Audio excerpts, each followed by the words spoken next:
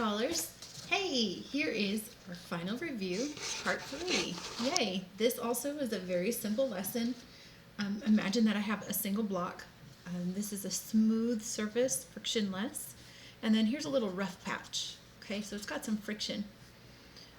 Just for good measure, I'll draw all the forces, the normal force. Okay, I'm going to pull this box across, and I'm going to call that just F, force of pull. Okay, or I'm just going to call it F for force of pull.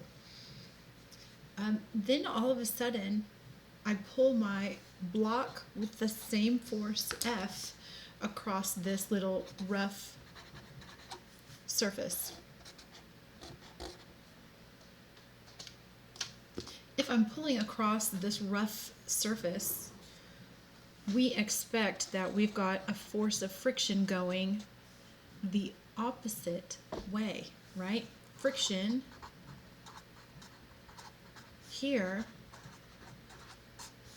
is opposite.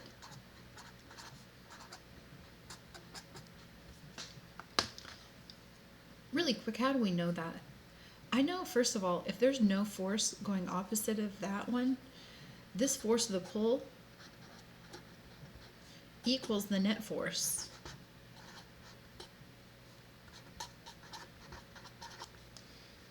On this one, though, the net force is different. I take the force that's winning.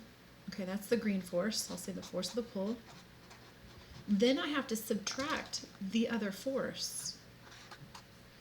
That gives me my net force. Okay, or this net force. So in this case, the friction is actually working against us. That's kind of a pain. But that's what we're used to looking at. I have another situation for you. Okay, so you're driving in your car and you hit a patch of ice. First of all, if you've got momentum, very often you do what? You just continue sliding across the ice because there's no friction either to stop you. Imagine you're stopped on the ice and you want to go. So you hit the accelerator and your wheels just go zzz, and they spin in place and you can't go anywhere. So you can't get any traction is what you call that. It's kind of interesting. You know from what we've talked about that ice gives you zero friction. So if this has zero friction, why is it not moving? In other words, here we moved better when we didn't have friction, right? We moved slower or less. We had less overall net force when we had friction. So friction was bad here. But wait a minute. With no friction, I can't even move. It's kind of a different situation. So let's think about this. Okay, so I've got kind of a smooth book over here. Okay, so I've got my calculator on this smooth book. And if I move the book like this, the calculator pretty much just kind of comes right off. I can try to move it faster, but I mean, for the most part, because it's very smooth, the calculator comes right off. It doesn't, and I don't want to say it comes right off, but it stays in place. There's nothing for it to stick to on here. So the calculator doesn't move. But wait a minute. What if I put my calculator on this little drink coaster and I pull the drink coaster? Hey, the calculator's moving now. But am I pulling the calculator? Did I just pull the calculator? No, I'm not touching the calculator. But it's moving. What am I touching? I'm touching this little thing right here. But my finger is not on or touching the calculator. I'm pulling this little loopy thing. And it's pulling my calculator. Whee! Here's the thing.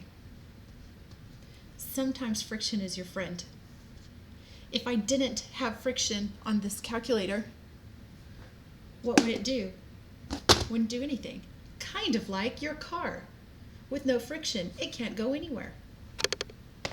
When it does have friction on here, it can actually move. Let me draw the forces on my calculator on the book. It's got a normal force, and then it's got its mg. Okay, oops, ran out of room. On the coaster, it's got a normal force, and it's got an mg.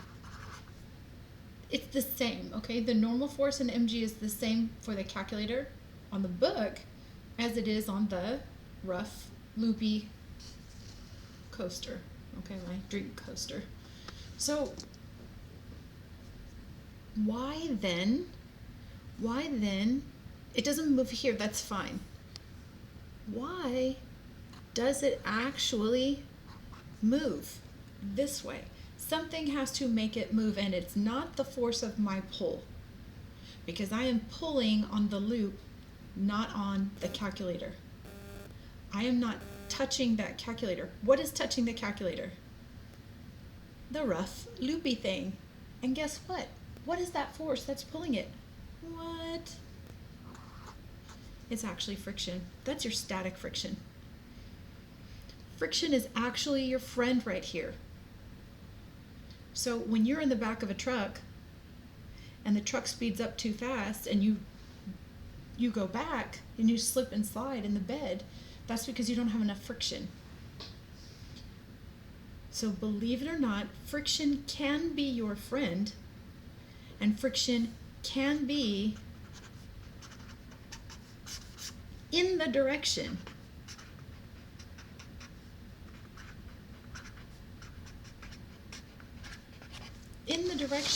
of your motion.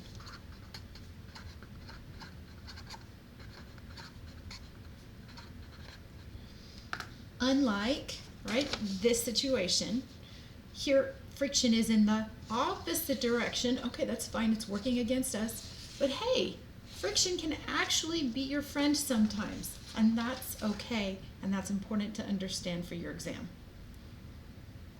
My gift from me to you